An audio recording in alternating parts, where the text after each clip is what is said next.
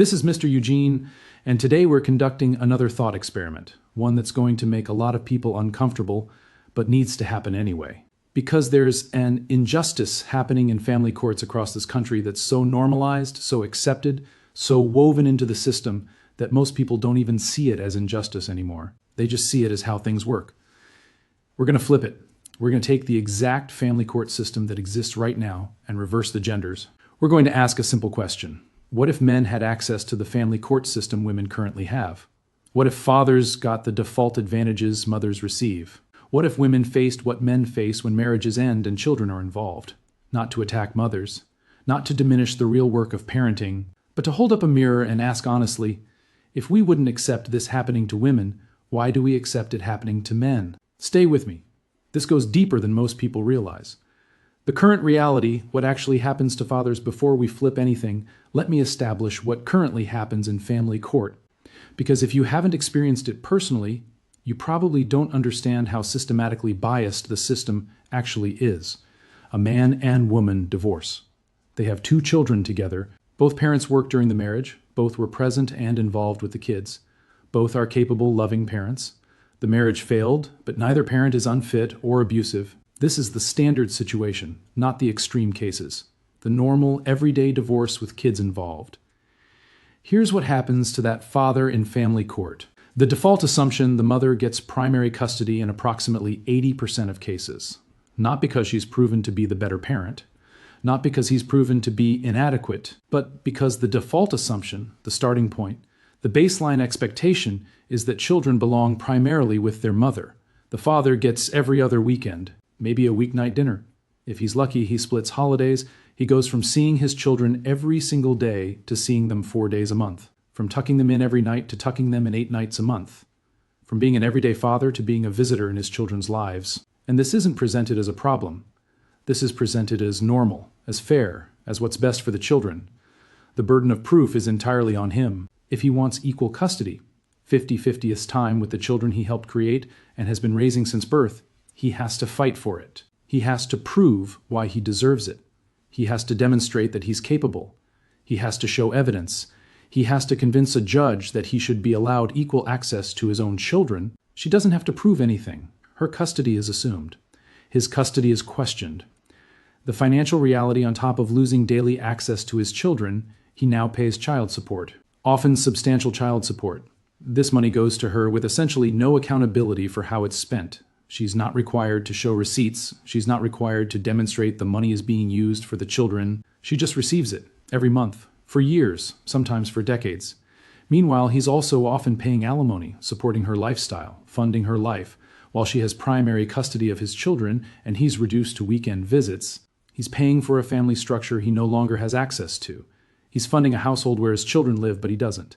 He's supporting the woman who is now raising his kids primarily without him, often with another man in the picture. And if he loses his job, if his income drops, if he faces financial hardship, the support payments don't automatically adjust. He has to go back to court. He has to fight again. He has to prove he deserves the modification. Meanwhile, the payments keep coming due, and if he can't pay, he faces consequences that include losing his driver's license, having his passport revoked, or going to jail. Let me say that again. A man can go to jail for being unable to pay child support, for being poor.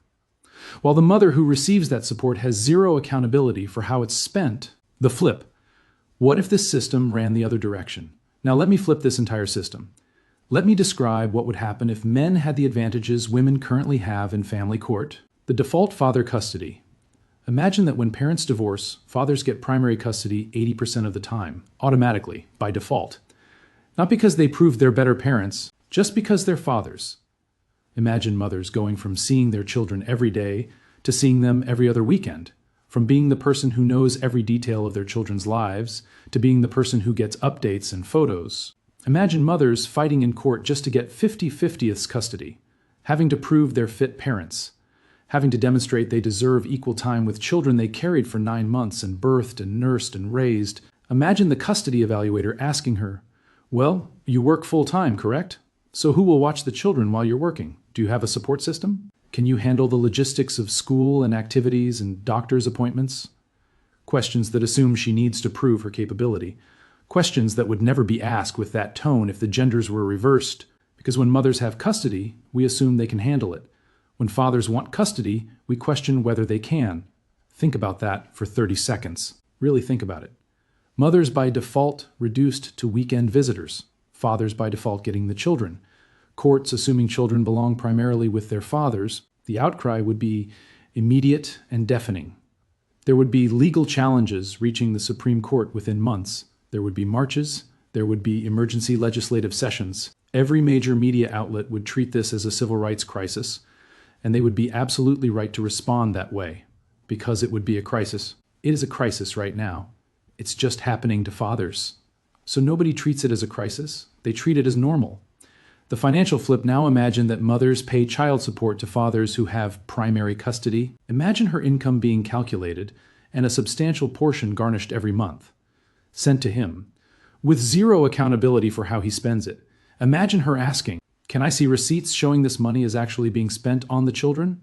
And being told, "No, he has custody. He decides how to use the funds. You don't get to question it."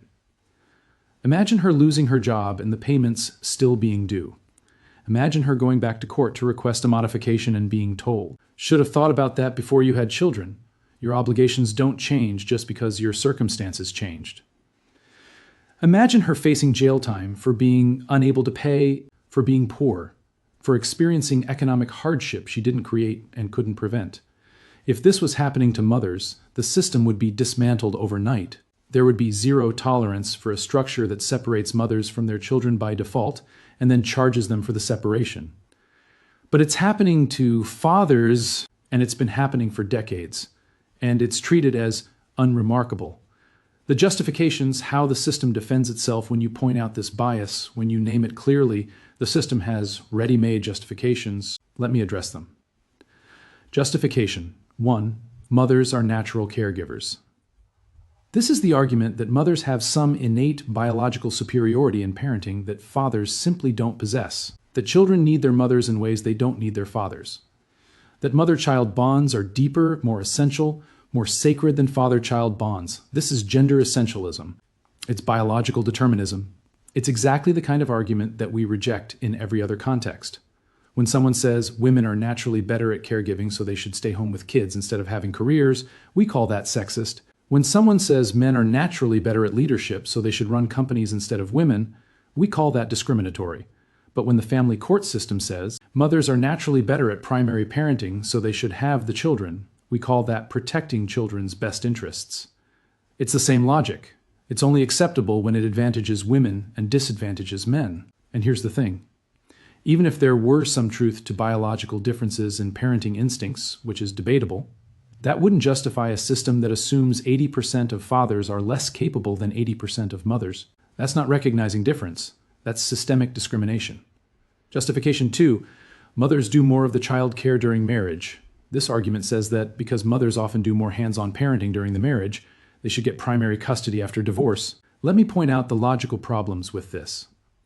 First, this assumes that the division of labor during marriage was entirely by choice and preference rather than by practical necessity or social pressure or economic factors. Maybe she did more daily childcare because he was working longer hours to provide more income. Maybe she did more school drop-offs because his job was less flexible. Maybe the division of labor was negotiated and agreed upon by both parents. Taking that negotiated division and using it to justify taking his children away after divorce is punishing him for the role he played in a partnership that both people agreed to. Second, this argument assumes that past patterns must determine future arrangements, that because she did more during the marriage, she should do more after divorce. But divorce fundamentally changes the structure. They're no longer one household with one set of logistics, they're two households. He now has the time, the space, the schedule flexibility to be a full-time parent. Why should his access to his children be permanently limited based on arrangements that no longer apply? Third, and this is critical, we don't apply this logic anywhere else in divorce. We don't say, well, he earned more income during the marriage, so he gets to keep more of the assets. We don't say, she managed the household finances during marriage, so she gets to control all financial decisions after divorce. Divorce is supposed to divide things fairly, not reward whoever did more of a particular task during the marriage. But with children, we absolutely use this logic, and only in one direction. His greater financial contribution during marriage doesn't give him greater custody rights. Her greater time contribution during marriage does give her greater custody rights. That's not fair. That's bias. Justification 3. We just want what's best for the children. This is the ultimate trump card, the conversation ender. How can you argue against what's best for the children? Here's how. By questioning whether a system that defaults to giving mothers 80% of custody and fathers 20% is actually what's best for children, because the research does not support this assumption. Study after study shows that children benefit from having both parents actively involved in their lives, that father involvement matters enormously for child development, for emotional health, for academic achievement, for behavioral outcomes, that children do best when they have substantial, meaningful time with both parents. So why does the system default to minimizing father involvement? Why is every other weekend considered adequate father-child time when all the research suggests children need much more than that? The answer is that what's best for children has become code for whatever protects the current system. It's a thought-terminating cliché that prevents us from examining whether the system actually serves children or just serves the adults who benefit from it. Real examples. What this looks like in practice, let me give you real scenarios. Not extreme cases, not abusive situations, just normal divorces where good fathers discover what the system actually does. Example 1. The involved father, John, was a present, engaged father. He coached his kids' soccer teams. He helped with homework every night. He did bedtime routines. He was involved in their school. He knew their friends, their teachers, their schedules. He wasn't a weekend dad or a distant father. He was actively parenting every single day. His wife filed for divorce. No abuse, no neglect, no unfitness. The marriage just didn't work. He assumed, reasonably, that custody would be split equally. They're both good parents. Both love the kids. Both are capable. Why wouldn't it be 50-50ths? The family court judge gave his ex-wife primary custody, him every other weekend and one weeknight dinner. The judge's reasoning: this arrangement provides stability for the children. They'll primarily reside where they've always resided. Mother will maintain the primary household. John went from seeing his children every day to seeing them 4 days a month, from knowing everything about their daily lives to getting updates, from being a father to being a visitor. He didn't become a worse parent. He didn't do anything wrong. The system just assumed his children belonged primarily with their mother. He fought for 50-50ths custody. It took 2 years, cost him $40,000 in legal fees, and required him to undergo a custody evaluation where he had to prove, demonstrate, provide evidence that he was capable of parenting his own children. He eventually got 50-50ths, but only after fighting for it, only after spending money most fathers don't have, only after being presumed inadequate until he proved otherwise. His ex-wife never had to prove anything. Her custody was assumed. His was questioned. Example 2. The financial destruction Mike earned $80,000 a year. His ex-wife earned $45,000. They had 2 kids. She got primary custody. He got every other weekend. His child support calculation, $1,400 per month. Plus, he was paying her alimony of $800 per month. Total, $2,200 monthly. He was also maintaining his own household, a 2-bedroom apartment so the kids had space when they visited. Rent, utilities, food, all of it. Plus, he was covering his portion of medical expenses, school costs, activity fees. A year into this arrangement, his company downsized. He lost his job. His income went to 0. The child support and alimony didn't stop. They kept accruing. Every month, $2,200 he didn't have. He went to court immediately to request a modification. The court date was scheduled 4 months out. In those 4 months, he accumulated $8,800 in arrears. The judge eventually reduced his support obligation going forward, but he still owed the back amount, with penalties and interest. He got a new job earning $55,000, less than before. He was paying support based on his old income while earning his new income. The arrears kept growing. His wages were garnished, his tax refunds seized, his credit destroyed. He asked his ex-wife, "Can you show me how the child support is being spent? I'm drowning financially, and I just want to know the money is actually going to the kids." Her response, backed by her attorney, "I have no obligation to show you anything. The money is for the children's benefit, and I decide how to use it." He's paying for children he rarely sees to a woman who has no accountability for how she spends the money, and if he can't pay, he goes to jail for being poor. Example 3. The replacement father David paid child support for 8 years, $1,200 monthly, consistently. Never missed a payment. He had his kids every other weekend. He stayed involved, showed up to school events. maintained his relationship with them despite the limited time. His ex-wife got remarried. Her new husband moved into the house David's child support was helping pay for. The new husband was now living with David's children full-time. In the role David had been removed from, David was still paying $1,200 monthly to support a household that included another man who was now raising his children. His money was funding another man's life with his kids. He went to court to request that child support be reduced or eliminated since his ex-wife now had a new spouse with income. The judge denied it, reasoning, "Your obligation is to your children, not to your ex-wife. Her remarriage doesn't change your children's needs." But it did change the household income. It did change the financial situation. A second adult income was now supporting those children. But David's obligation remained unchanged. He's paying for a family structure that doesn't include him and now includes someone else. And the system sees nothing wrong with this. The double standard nobody wants to name, let me make the double standard absolutely explicit. If a system existed that separated mothers from their children by default, reduced mothers to weekend visitors in their children's lives, made mothers prove they deserved equal custody, charged mothers for children they barely got to see, held mothers financially accountable with threat of jail, gave them zero accountability for how their money was spent, that system would be recognized immediately as unjust, discriminatory, and harmful. It would be dismantled, changed, reformed.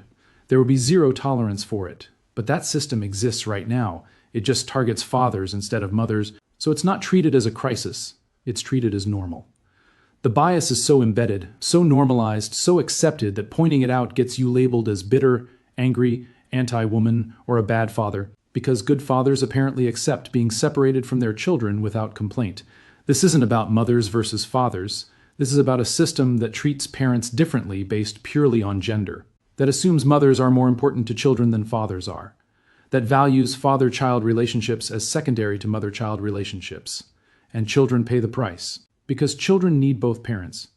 Not every other weekend parents, both parents, substantially, meaningfully, consistently.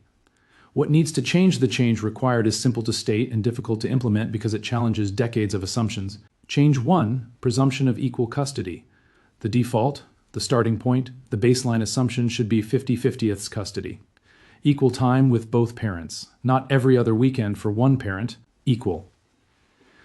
If one parent believes the other is unfit, dangerous, or incapable, they can present evidence and argue for a different arrangement. But the burden of proof should be on the person trying to deny equal custody, not on the person trying to obtain it. No parent should have to prove they deserve equal time with their own children. Equal custody should be the right, not the reward for fighting hard enough. Change 2, financial accountability. If one parent is receiving child support, they should be required to show how that money is being spent. Receipts, documentation, evidence that the funds are actually benefiting the children.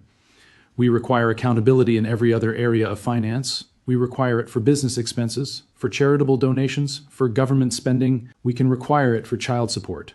The argument against this is usually, it's demeaning to require mothers to prove how they spend money.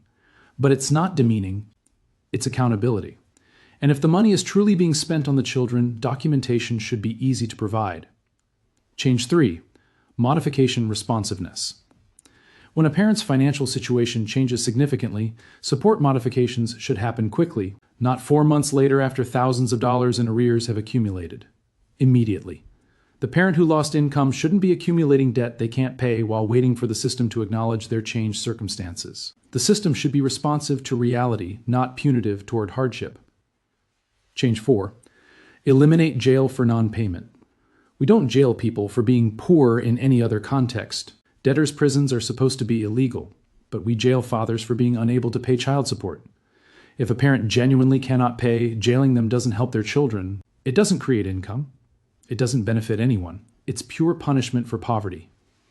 There are fathers in jail right now for being poor, while the mothers receiving support have zero accountability for how they spend it. That's not justice. That's cruelty. Final thoughts. The mirror we're holding up this thought experiment isn't about attacking mothers or claiming fathers are victims. This is about holding up a mirror and asking honest questions. If we wouldn't accept this system running in reverse, if we wouldn't tolerate mothers being treated the way fathers are currently treated, why do we accept it running the way it does? The answer is that we've normalized gender bias in family court. We've accepted assumptions about parenting that we reject everywhere else.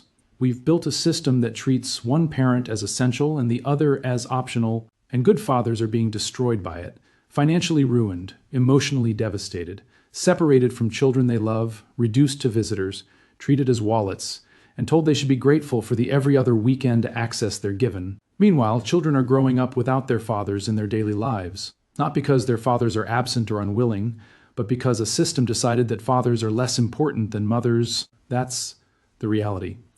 And until we're willing to name it, examine it, and change it, the injustice continues. Drop a comment if you've experienced this system. Fathers, what did family court do to you? Mothers, can you honestly say you'd accept this system if it ran the other direction? Subscribe because this channel will continue examining the double standards that destroy families while pretending to protect them.